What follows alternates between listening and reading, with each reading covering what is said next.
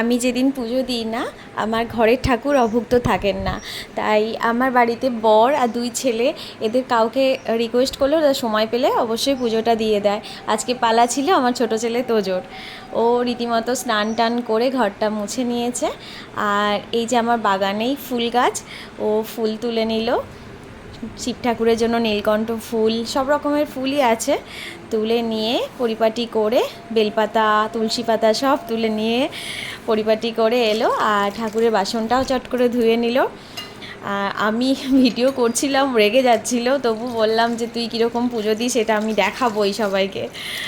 তো তারপরে ওর মনের মতন করেই সাজিয়ে পুজোটা দেয়। আমি প্রথম যখন আরও অনেক আগে থেকেও পুজো দেয়, আমি প্রথম বলে দিতাম, তারপর এখন আর কিছু বলি না। ও মনের মতন করে সাজিয়েই পুজো দেয় খুব সুন্দর করে। আর ওর বাবা আর দুই ছেলের মধ্যে আমার এর পুজোটাই বেশি পছন্দের। ও খুব সুন্দর ধৈর্য ধরে পুজো দেয়, সাজিয়ে গুছিয়ে, আমার খুব ভালো লাগে।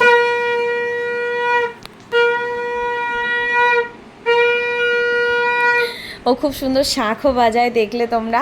এবার চলে এসে তুলসী তলায় ফুল জল ধূপ দিয়ে ঠাকুরকে প্রণাম করে নিল।